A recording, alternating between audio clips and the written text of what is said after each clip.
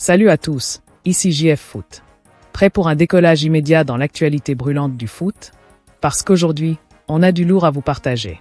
À la une, le derby madrilène qui finit en match nul. Mais comment le Barça peut-il en tirer profit? Ter Stegen, son retour, c'est pour quand? Et Fati, Vitor Roque, quel avenir pour ses talents? On débriefe tout ça, sans filtre. Alors, si vous êtes prêt à plonger dans l'actu foot comme jamais, abonnez-vous, likez, et activez la cloche pour ne rien rater. Parce qu'ici, chez JF Foot, on ne parle pas que de foot, on le vit. C'est parti.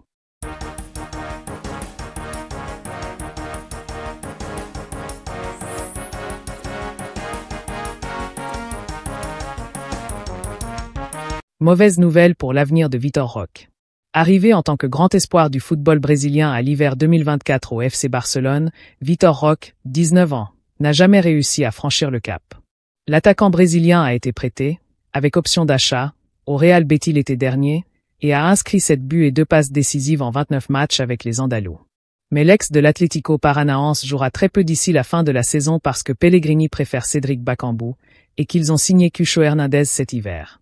Selon Sport, le Betis a déjà fait savoir qu'il ne ferait pas d'offre pour lui et le Barça commence à lui chercher une équipe dans le but de récupérer les 30 millions d'euros investis dans sa signature. Une grosse offre de la part de Palmeiras est arrivée à Barcelone, mais Vitor Roque n'est pas très enthousiaste à l'idée de retourner dans son pays et veut s'imposer en Europe. Le Sporting Portugal serait intéressé par lui, mais le Barça va devoir lui trouver une porte de sortie à l'issue de son prêt. Il y a eu une réunion tendue entre Flick et l'un de ses joueurs. Alors que la concurrence entre Wojciech Szczęsny et Inaki Peña anime les débats, Hansi Flick aurait eu une conversation musclée avec l'un de ses deux gardiens. Le Polonais, qui est sorti de sa retraite pour venir renforcer un FC Barcelone orphelin de Marc-André Ter Stegen, victime d'une grave blessure à la rotule au début de saison, semble avoir pris le dessus sur le joueur formé à la Masia. Une situation confirmée par Hansi Flick lui-même récemment. Selon le média hispanique Sport, ce choix établi par l'entraîneur allemand semble être difficilement accepté par Inaki Peña, qui serait allé voir son coach afin de mieux comprendre cette décision. Lors de l'échange entre les deux hommes, l'ancien entraîneur du Bayern a notamment reproché au gardien de 25 ans son retard lors de la causerie d'avant-match contre Bilbao, dans le cadre des demi-finales de Supercoupe d'Espagne. Flick a prié le natif d'Alicante d'accepter sa nouvelle position dans la hiérarchie. Le gardien est ressorti assez touché de cette réunion et envisagerait de quitter le FC Barcelone en fin de saison. Ce dossier devrait donc animer l'été du club catalan, habitué aux rumeurs autour de ses joueurs. De son côté, Ansu Fati se dirige vers la Turquie. Bien que la liste des joueurs sélectionnés ne soit pas encore révélée, l'attaquant du FC Barcelone, Ansu Fati, ne fera pas partie de l'équipe, ce qui semble indiquer qu'il devrait bientôt faire ses valises. Ce dimanche soir à 21h, le FC Barcelone se rend au Sánchez-Pizjuán pour affronter le FC Séville, dans l'espoir de décrocher une victoire qui lui permettrait de retrouver son autonomie dans la lutte pour remporter la Liga. Ou à l'heure vous regardez la vidéo, il l'a déjà remportée. L'équipe catalane est déjà arrivée à Séville et s'est installée à l'hôtel NH Collection en prévision du match. Fait notable, le club n'a pas communiqué la liste officielle des joueurs ayant effectué le déplacement, sans fournir d'explication à ce changement de pratique. Environ 400 supporters ont accueilli les Blaugrana, mais Ansu Fati n'était pas présent dans le groupe selon Mundo Deportivo. Cela représente un message clair pour le jeune attaquant qui pourrait rebondir en Turquie. Cette absence de convocation envoie un signal supplémentaire qui pourrait inciter l'ailier catalan à prendre une décision. Le mercato turc restera ouvert jusqu'au 11 janvier, et Fati a encore la chance de partir, surtout que Beşiktaş et Fenerbahçe sont prêts à l'accueillir. À plusieurs reprises, Fati a été écarté du groupe, le laissant à Barcelone sans jouer. S'il choisit de rester sans garantir du temps de jeu pour la seconde partie de saison, il risque de perdre son rythme et il lui sera difficile de se faire une place au Barça, où la concurrence est forte. Le message de Flick est sans équivoque, Fati doit s'envoler pour la Turquie et se relancer. Hansi Flick donne des bonnes nouvelles à propos de Ter Stegen, Hansi Flick donne des bonnes nouvelles. Bonne nouvelle pour le Barça. Absent depuis septembre en raison d'une blessure, Marc-André Ter Stegen entrevoit enfin un retour avec le FC Barcelone. Selon Hansi Flick, le gardien allemand a repris l'entraînement. Une étape encourageante dans sa rééducation. Il a commencé à s'entraîner avec Dela, et que c'est un bon pas en avant pour lui. Tout se passe bien. Nous sommes donc heureux. Il s'est beaucoup amélioré au niveau de son corps, de sa condition physique et tout se passe bien, a ainsi expliqué l'entraîneur barcelonais en conférence de presse avant le match contre Séville. Le coach s'est également montré optimiste sur sa progression physique mais a toutefois refusé de donner plus de détails sur l'état de son genou, préférant garder sa discussion avec le staff médical confidentiel. Dans la capitale espagnole, ça a chauffé ce samedi. À propos de cette rencontre, Ancelotti ne veut pas parler de l'arbitrage et répond cash à Simeone sur le Barça. Carlo Ancelotti, l'entraîneur du Real Madrid, a réagi après le match nul ce soir entre son équipe et l'Atlético Madrid. Pas de vainqueur ce samedi dans le derby madrilène entre le Real et l'Atlético. En conférence de presse après la rencontre, Carlo Ancelotti n'a pas voulu évoquer l'arbitrage et la fameuse action du pénalty accordé aux Colchoneros en première mi-temps. Je ne veux pas parler de l'arbitre.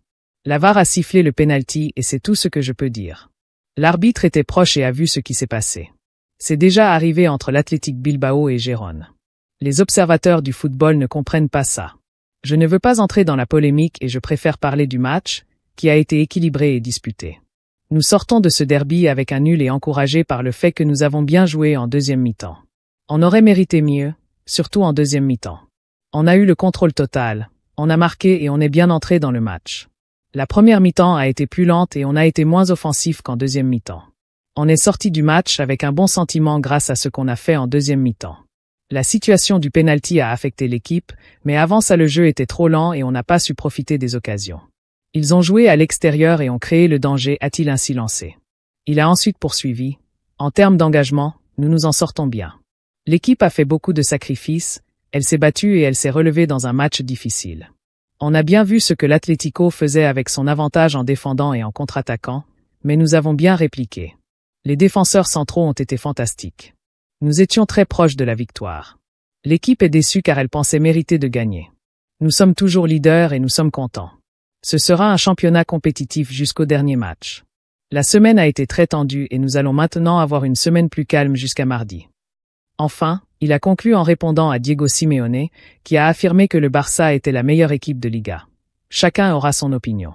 Ce sera un championnat très compétitif jusqu'à la fin et nous sommes contents malgré les difficultés que nous affrontons car avant le match, il y avait une image des 4 joueurs blessés en défense saluant leurs coéquipiers et cela signifie que, malgré les difficultés, nous nous en sortons bien. Le Real a trouvé son nouveau Sergio Ramos. Le match entre le Real Madrid et l'Atlético qui s'est disputé hier au Bernabéu a apporté, au-delà du résultat, quelques belles satisfactions pour les Merengues. Les deux clubs de la capitale n'ont pas réussi à se départager ce samedi, se quittant sur un match nul. Si le FC Barcelone l'emporte ce soir, le podium de la Liga se tiendra en 2 points seulement. 50 pour le Real, 49 pour l'Atleti et 48 pour le Barça. Dans ce derby au Bernabéu, plusieurs joueurs alignés par Ancelotti se sont illustrés comme Rodrigo en attaque, Ceballos au milieu mais aussi un défenseur en particulier, Raúl Asensio. Le Canterano était sur tous les fronts et a été impressionnant de maîtrise dans son rôle. Le duo avec Tchouaméni en charnière centrale a très bien fonctionné. Dès les premières minutes du match, le Canterano a montré qu'il n'était pas venu pour faire de la figuration.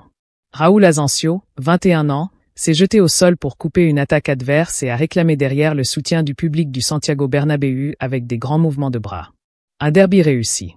Et quel match le jeune Asensio a signé par la suite. Sa vélocité et son agressivité lors des débats avec les Colchoneros ont émerveillé le Bernabéu, qui ne s'est pas privé de l'ovationner à plusieurs reprises. Les statistiques illustrent assez bien la belle soirée de l'Espagnol. Il a gagné 5 duels sur 5, ne s'est jamais fait dribbler par le rival, a réalisé 4 interceptions, et a réussi 96% de ses passes, 49 sur 51. Il a été fantastique, a déclaré Ancelotti après coup. Autant de signes qui montrent qu'Asensio, dont la valeur marchande est subitement passée de 300 000 € à 7,5 millions d'euros, est passée à la vitesse supérieure. L'été dernier, il a reçu une offre de Manchester City mais aujourd'hui, le Real n'envisage absolument pas de le vendre. Le prochain défi du défenseur sera de taille. Alaba et Rudiger seront toujours absents pour le déplacement du Real Madrid à l'Etihad dans 2 jours, ce qui fait que c'est Raúl Asensio qui aura, avec son coéquipier Tchouaméni, la lourde tâche de freiner Erling Haaland.